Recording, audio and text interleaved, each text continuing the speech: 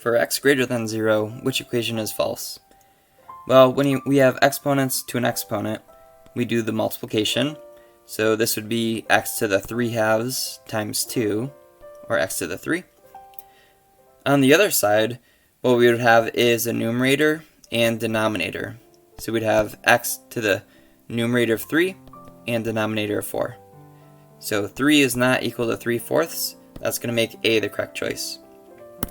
However, if we look at part B, this makes sense because if we have 1/4 times 3, we would have x to the 3 times 1/4 or 3/4.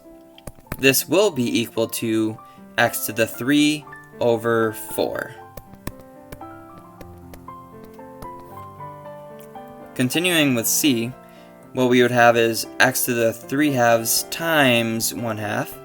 So that's x to the 3/2 times 1/2, or 3/4. And again, that is equal to our 3 over 4. X to the 3 over 4. Finally, with choice D, when we do this multiplication, we'll have x to the 4 over 3. And that is equal to this one, where we have a numerator of 4 on top, and we have a denominator on the bottom of 3.